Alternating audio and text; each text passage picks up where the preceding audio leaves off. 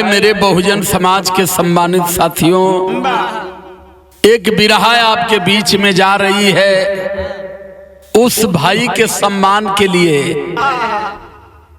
जिन्होंने देश के मानवता और मानव समाज को इतना ऊपर चढ़ा दिया कि कोई जवाब नहीं है। प्रयास कर रहा हूं कि उस भाई का कितना सम्मान कर पाऊं। लिखते हैं 4 लाइन बिरहा में, भूमिका की लाइन है आदरणीय रामनिवास कवि जी। क्या लिखते हैं?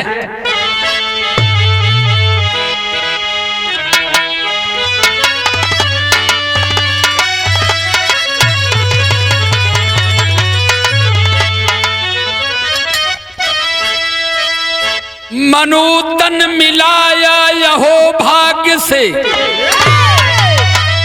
संजोग या सहाय पर जो करा दे, अमिट होगा जीवन का इतिहास तेरा,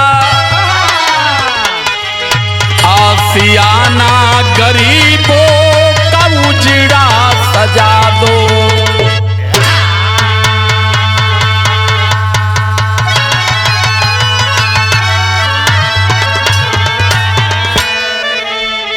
जिंदगी भर जियोगे तुम बन के आभारी,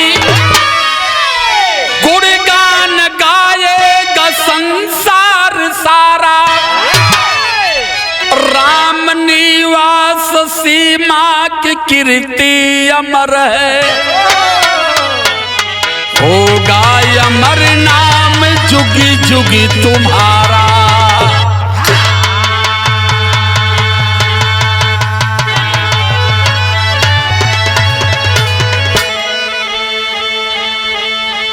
मैं उस भाई के सम्मान में गीत गा रहा हूं। दुर्गेश मदन यादव गरीब का बेटा, जिन्होंने 108 जोड़ा शादियां करा करके 108 बाइक, 108 बेड, 108 बक्सा, 108 गद्दा रजाई मांग करके दे करके एक इतिहास रचा। और उन्होंने बताया कि मानव का मूल धर्म क्या है। यही धर्म है। ये जो बाकी अरम धर्म है सब कंडम धर्म है। धर्म यही है जो भाई दुर्गेश मदन यादव गोरखपुर के कौड़ी राम के रहने वालों ने किया है। अगर मेरे जैसा व्यक्ति इस भाई का आदर नहीं करेगा तो कहीं ना कहीं पूरा समाज नाटा हो जाएगा। इसलिए मैंने विचार किया, आदरणीय हमारे कवि श्री रामनिवास जी कहे कि नहीं अध्यक्ष जी, इस बिरहा को आपको जरूर गाना है धन्यवाद के रूप में। तो यही जन एक लाइन टुकड़ी, अरे बाबू कौआली का कौन टुकड़ी हो?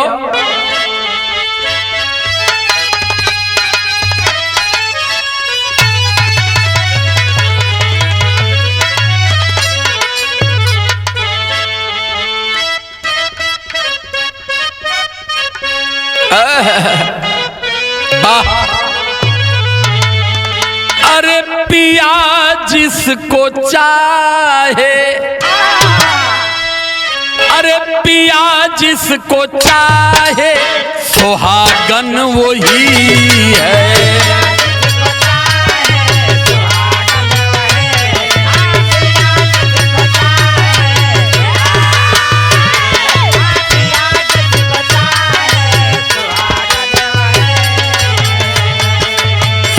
जिसको चाहे सुहागन वही है।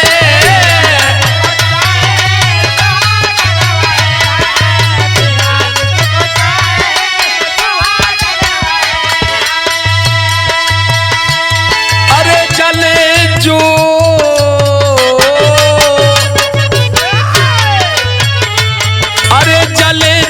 बिरह में अभागन वही है,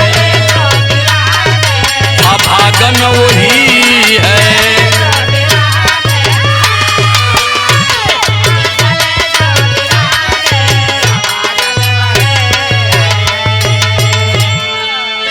लेकिन लाइन मेरी कह रही है, पूरे मानव समाज के लिए ये लाइन मेरी जा रही है कि मानव समाज का मूल कर्तव्य क्या है। अरे करोगे भलाई भलाई मिलेगा।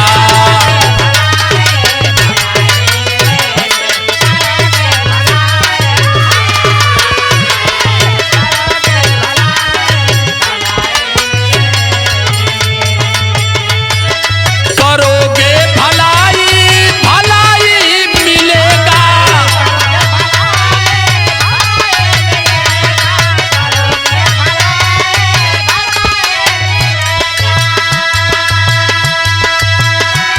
अरे करोगे भलाई भलाई मिलेगा। बुराई के बदले बुराई के बदले बुराई मिलेगा। बुराई मिलेगा।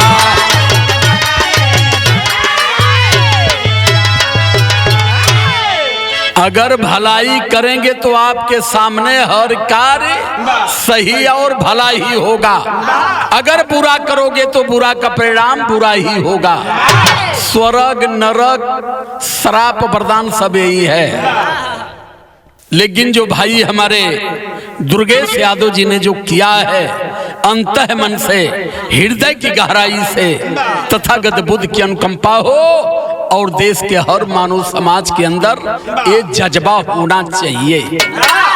इस धरती पर कुछ कठिन नहीं है, बस सोच बना लो, हर चीज सरल है। शहर का लाइन है वो का हो।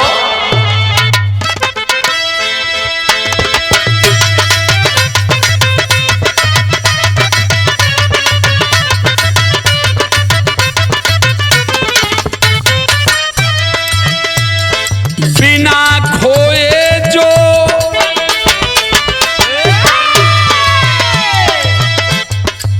बिना खोए ना दुनिया में मिलने वाला है। बिना खोए ना दुनिया में मिलने वाला है। गंवाया जिसने वो संसार बीच पाया है।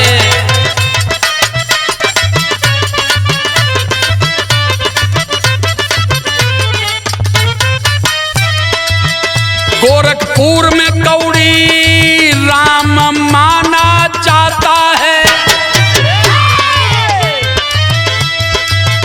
गोरखपुर में कौड़ी राम माना जाता है। बगल में चर्चित गांव धौसा एक कहाता है।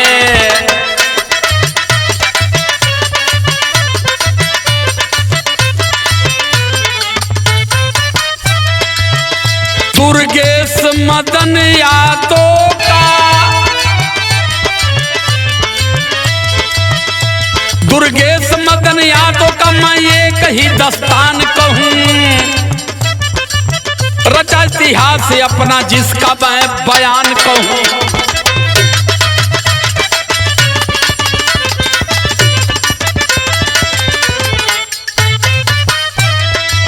मुलायम जी के द्वारा सुना एक कहानी है। मुलायम जी के द्वारा सुना एक कहानी है। दया का सागर उमड़ा हुआ मन गलानी है।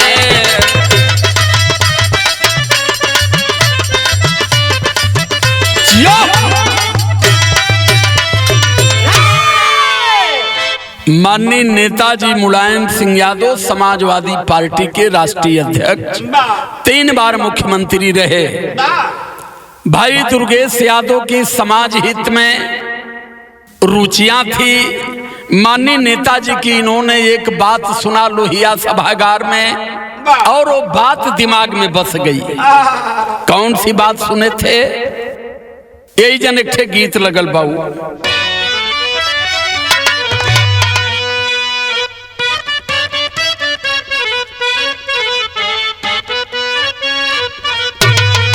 यह गीत का लाइन है। कौनो ननद सपना देखला राती में आज 4 बजे भोर में, अब अब 5 बजे निदिया खुल गई। अब तौले अपने भौजी के पौलस अब है कलश की ये भौजी बड़ा सुगर सपना भोरे भोरे देख का बतौलस। अरे पियावा मिलल मुंगावा देखली सपनावा ये भौजी।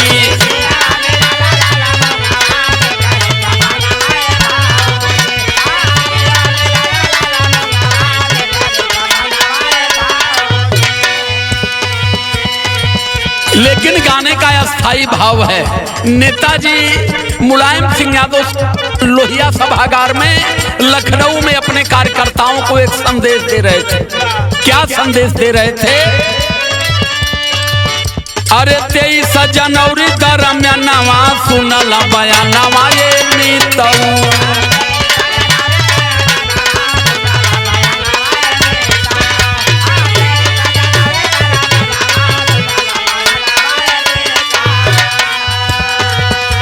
नेताजी कहे कि नेता बनना है तो गरीबों को दलदल से बचाना होगा।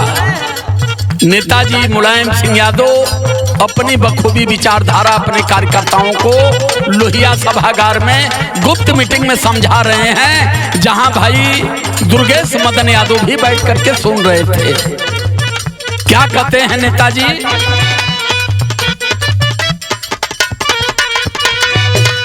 दलदल से गरीब पवन का गरिमा बचाओ।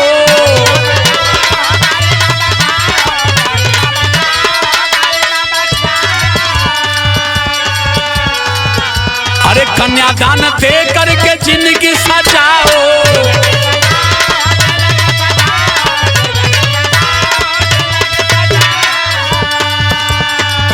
अरे लल्ला का समाइल बट मनवा सुनल बयानवा ये मीतऊ।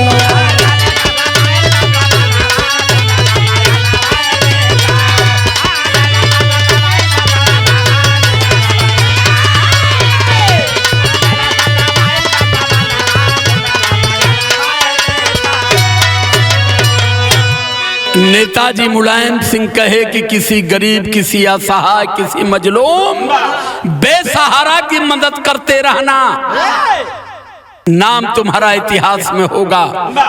उसी बीच देवरिया में एक घटना घटी रुद्रपुर में। क्या है? गीत की लाइन है, का बाबू?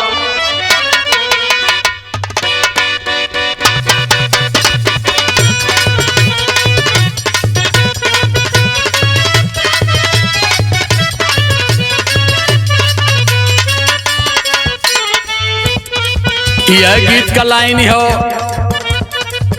गईला जब से पहराया दिया बार बार हो, चिड़ैया बन के उड़ गईला, अरे मैना बन के उड़ गईला, सैया हमार हो चिड़ैया।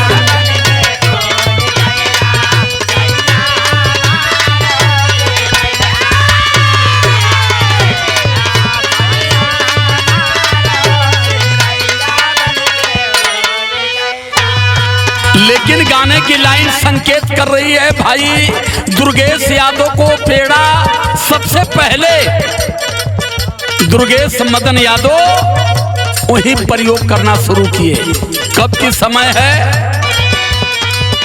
2-1 बरसाना 23 वाला हाल हो, देवरिया फतेहपुर अंदर भैला बवाल हो, देवरिया भैला बवाल हो, भैला बवाल हो गए। देवरिया जनपद के फतेहपुर रुद्रपुर ब्लॉक के अंतर्गत एक कांड हुआ। कौन कांड भयल? प्रेमचंद यादव ब्राह्मण द्वारा मारल गईला भैया।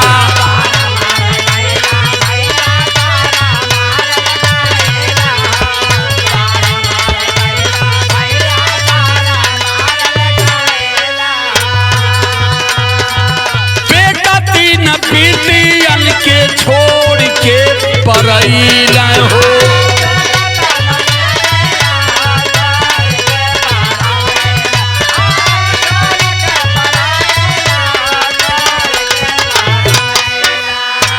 हियरा में उमड़ल बाटे एक सवाल हो, देवरिया फतेहपुर भइल बवाल हो, देवरिया फतेह।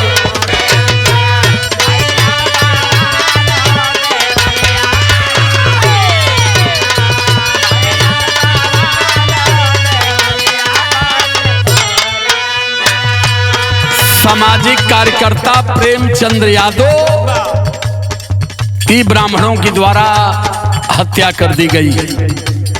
3 बेटियां 1 बेटा, पूरा परिवार असहाय, पिता पुरनिया।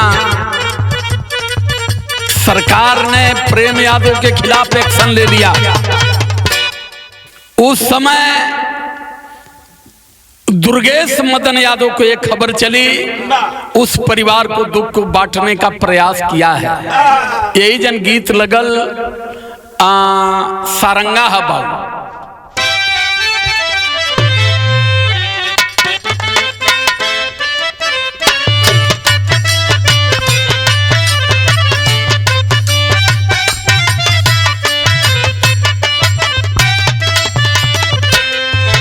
उस ब्राह्मण परिवार के साथ पूरा सबन खड़ा हो गया, सरकार खड़ी हो गई, लेकिन इधर गरीब समाज के लोग, ओबीसी समाज के लोग, SC ST समाज के लोग प्रेम यादव के साथ खड़े हो गए। और उसी में एक भाग था दुर्गेश यादव का। करते हैं क्या,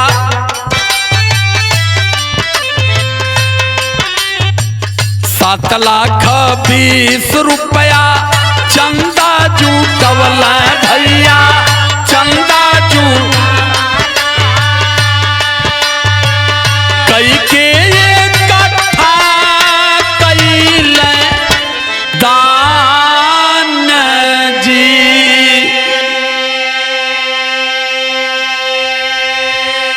पढ़ी है और लिखी है बेटी, जिंदगी सजई है आपन, जिंदगी सजई है आपन, होई भारी निकर कल्याण जी।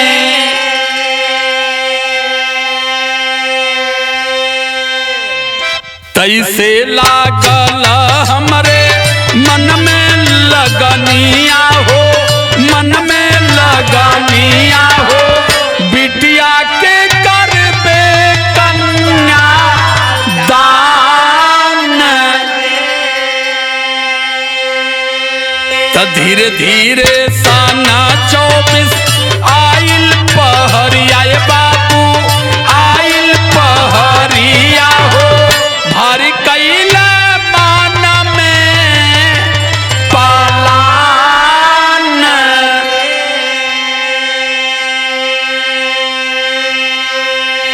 7 लाख रुपया जुटा करके चंदा के रूप में प्रेम यादव को, परिवार को, उन बेटियों को पढ़ने लिखने के लिए दुर्गेश यादव दान करते हैं।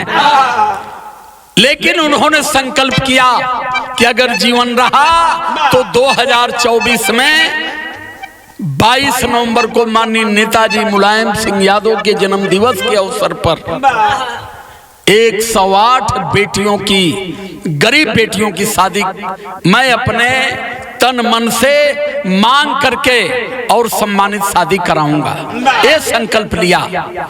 तो यही जन एक ठे गीत लगल,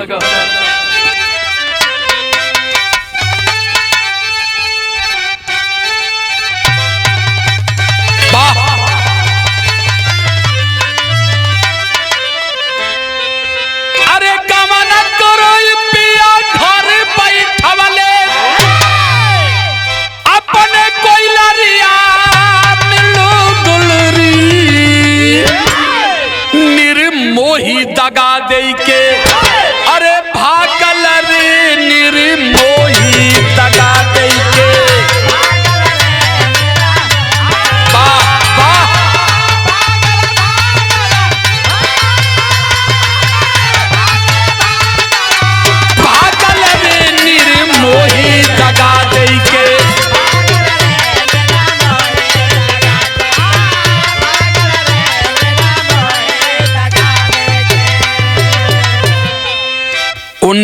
1939 22 नवंबर को माननीय नेताजी मुलायम सिंह यादव का जन्म हुआ और 22 नवंबर 24 को दुर्गेश मदन यादव ने संकल्प किया कि नेताजी देश के 3 बार मुख्यमंत्री रहे, यहाँ के रक्षा मंत्री रहे, विचारधारा इस देश में सोचतों गरीबों पीड़ितों के लिए उन्होंने संपूर्ण जीवन दिया है, तो क्यों नहीं नेताजी के जन्मदिन पर मैं कुछ गरीबों के लिए काम करूं। तो लाइन कर रही है,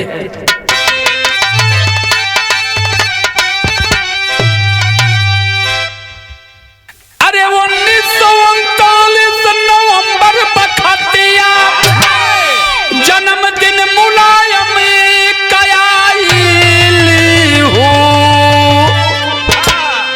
सबके हियारा में खुशियां सा माइल हो, सबके हियारा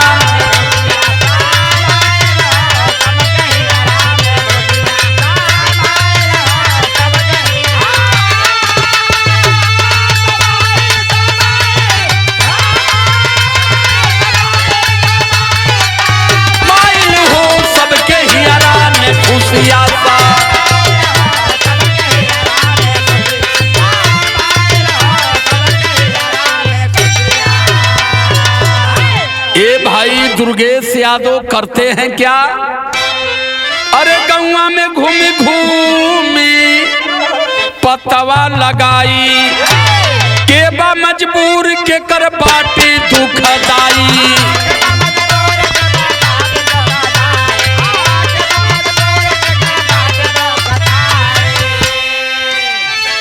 अरे बिटिया जवान के कर भैली न सदिया, अरे दुखवा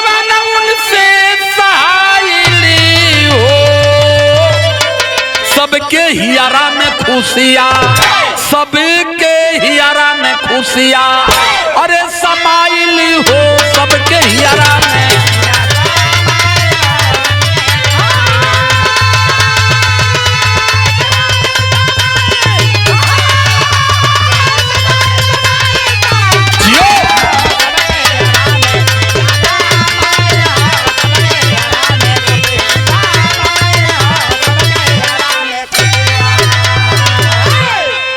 भाई दुर्गेश यादव घूम घूम कर गांव में पता लगाने लगे कौन गरीब है, किसकी बेटी सयान है जो शादी योग्य है वो शादी करने में असमर्थ है।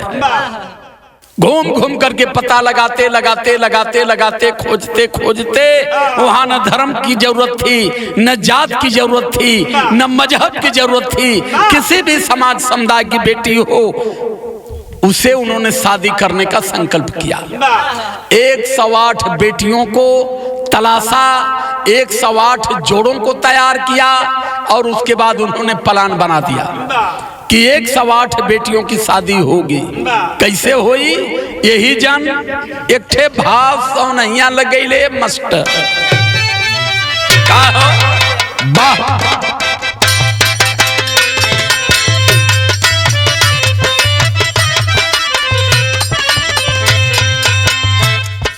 यह गीत का लाइन हो, सावन का महीना हो, सौरभ बेटा आप फुहारा फुरुट फुरुट चलत हो, अब भोर का समय सलीम दिया अंगना में सुतली, वह भोरे में फुहारा शुरू हो गया।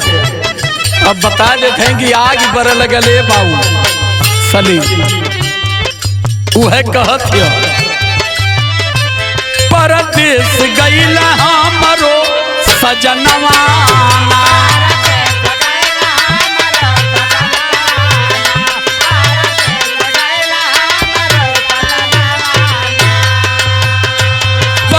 पूर्वी प्यार तर से जियाला,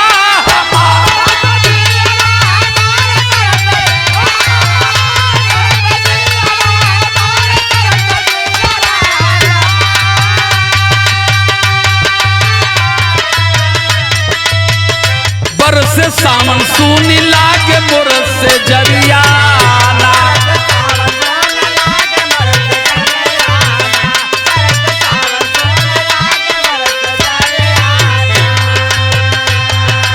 गीत है लेकिन गाना का लाइन हो, उन्होंने स्थान चयन किया। कहाँ ही शादी हुई, कौनी जगह हुई, ये गीत बताओ थियो।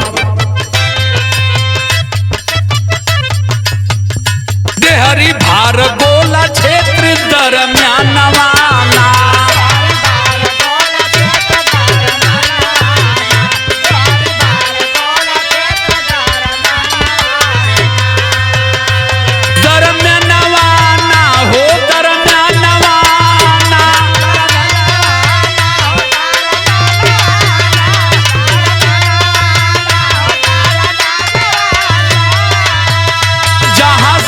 माता जी कया सथानवा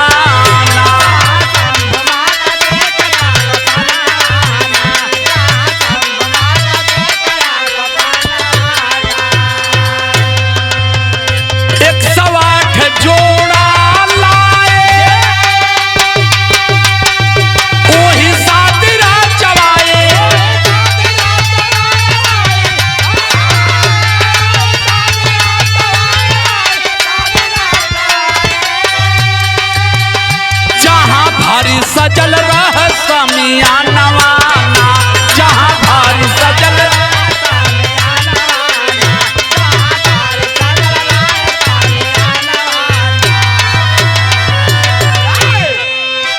गोला के बगल में माता सम्मो का स्थान था, वहीं पर उन्होंने जगह चयन किया।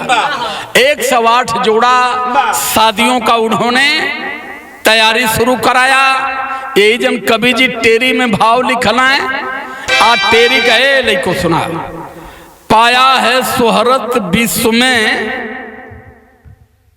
कन्यादान से महादान कहलाया। चूंकि मैं एक चीज बिरहा सुनने वाले साथियों को बता दूं, चूंकि हमारे कवि लंबे समय से लिखते रहे, जानते रहे, कहीं भी कुछ संदेह होता है मेरे हिसाब से तो मैं उसको बताता हूं कि बेटी दान की चीज नहीं होती है, लेकिन पंडित जी लोग कन्यादान करवाते हैं। दान हंसुआ खुरपा कैल जला, दान दाल चाउर कैल जला। जो दान की चीज होती है वापस नहीं ली जाती। बेटी की शादी होती है, दान नहीं होती है। लेकिन कवि जी हमारे संकेत करते हैं, पंडित जी लोगन के मुताबिक क्या संकेत करते हैं? अरे पाया है शोहरत पूरे विश्व में कन्यादान, दान में महादान कहलाया। अरे कहलाया जो कन्यादान, दान में महादान कहलाया। बहरहाल धन्यवाद देता हूं जो भी हो, लेकिन भाई दुर्गेश यादव को अंतः मन से, हृदय की गहराई से मैं धन्यवाद करता हूं। तथागत बुद्ध की अनुकंपा हो और जीवन में सुख शांति समृद्धि हो और पूरे भारत के युवाओं में जज्बा होना चाहिए। तो पहपट का लाइन है मास्टर।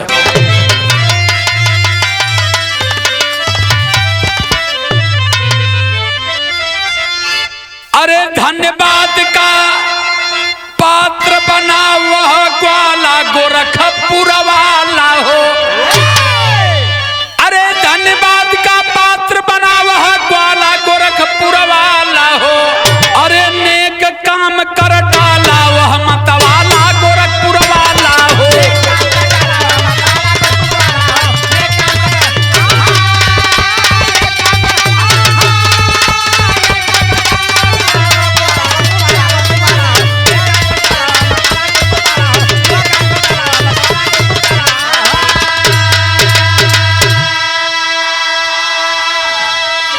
धन्यवाद के साथ साथ समाजवादी कार्यकर्ता, समाजवादी विधायक और एमपी के लोगों से मेरी अपील है कि नेताजी का केक काट करके जन्मदिन मत मनाओ। नेताजी स्वयं कहे थे कि मेरा जन्मदिन मनाना है तो किसी गरीब की सहायता कर देना, किसी गरीब की शादी कर देना, वही मेरा जन्मदिन है। तो अपील करता हूं, क्या है? अरे जन्मदिन पर केक काटते पीते लोग शराब,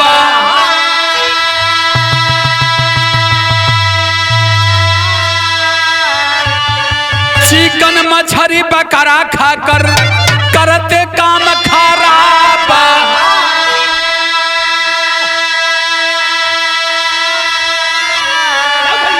अरे मर्दों में ओम निकला मर्द निराला गोरखपुर वाला हो। अरे मर्दों में ओम निकला मर्द निराला गोरखपुर वाला हो। जीवन में इतिहास से रच डाला गोरखपुर वाला।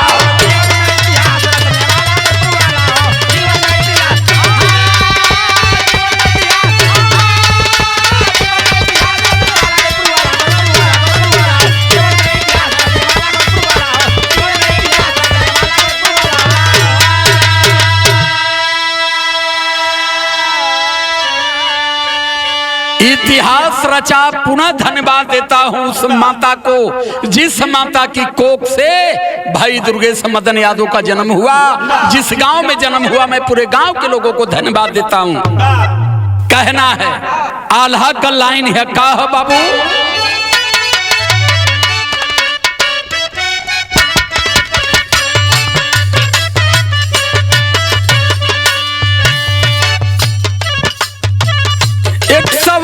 जोड़ापन दाल में बुलवल भैया।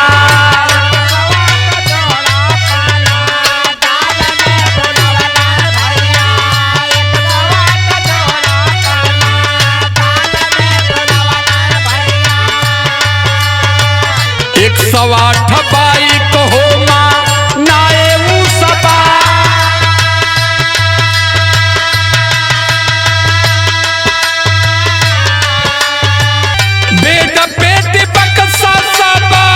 सजल मंडप में बाबू।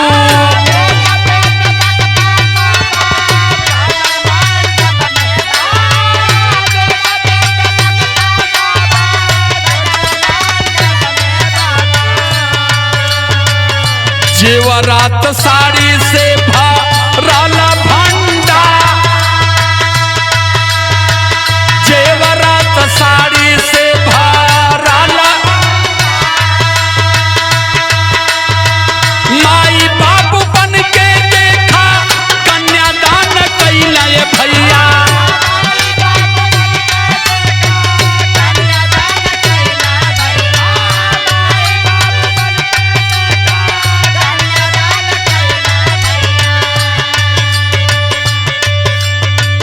मजलूमों का कैला उने वरिया भाव से पा। 50,000 लोग वहाँ कैला भोजनवा बाबू।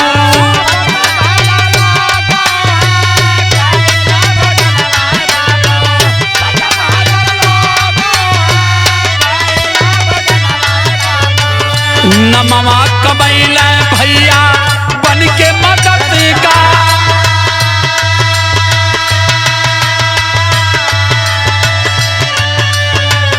मंत्री विधायक सांसद जवन नाही कई हो पवला।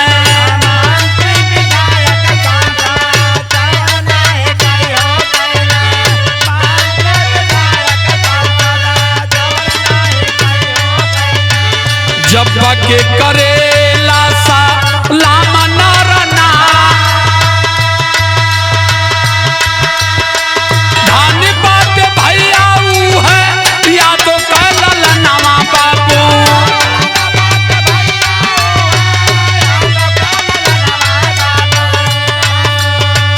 गावेला बढ़ाई आजा देखा संसार।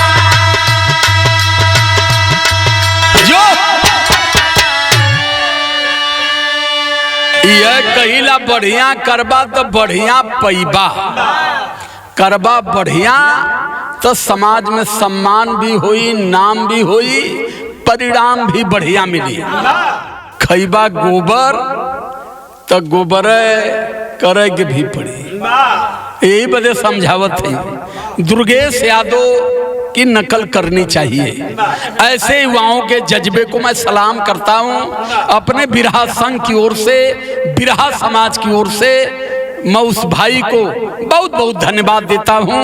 बाबा साहब अंबेडकर और संत गुरु महापुरुषों की सोच को उन्होंने सार्थक किया धरती पर। आखिरी लाइन हो।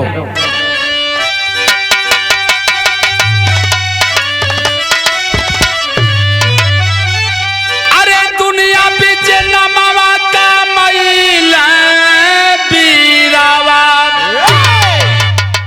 पावन काम जग में नमावा कहला बीरावा।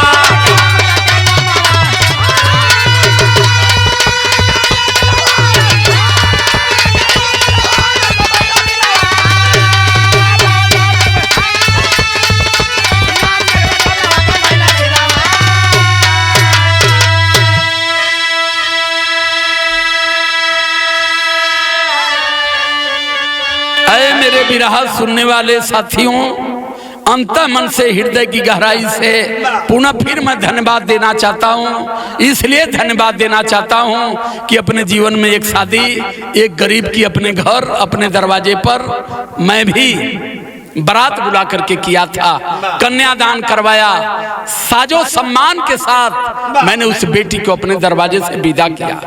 तो मैं उस कष्ट को समझ सकता हूं कि मैं तो एक गरीब बेटी की शादी किया था, भाई हमारा 108 बेटियों की किया, 108 बाइक दिया। कितना बड़ा जीवट है, मेरे पास शब्द नहीं है भाई दुर्गेश यादव मदन के लिए मैं कितना धन्यवाद दे पाऊं। लेकिन लाइन कह रही है,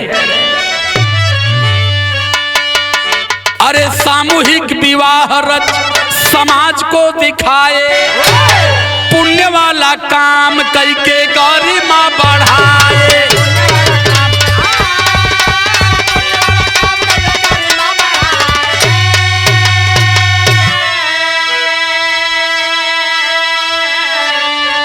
अरे मन बन के मसीहा पीर हरल बीरवा,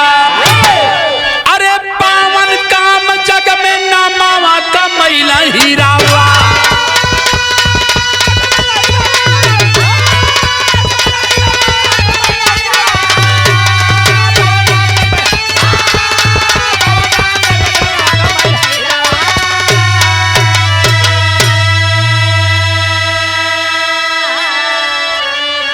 अरे गुरुपत्तु गुरु सुखनंदन बुल्लू जी जग से न्यारे,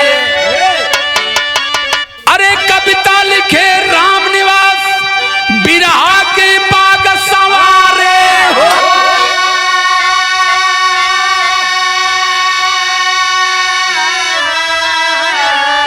पाया है शोहरत पूरे विश्व में, अरे पाया है शोहरत पूरे विश्व में, किया तो राजकुमार जन जन में खुशियां छाया।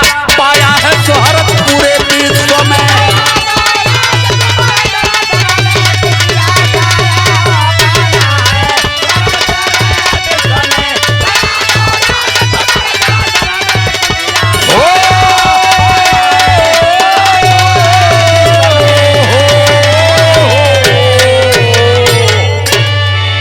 सादर जय भीम, नमो बुद्धाय, बहुत बहुत साधुवाद। जय संविधान, जय भारत, जय मंडल।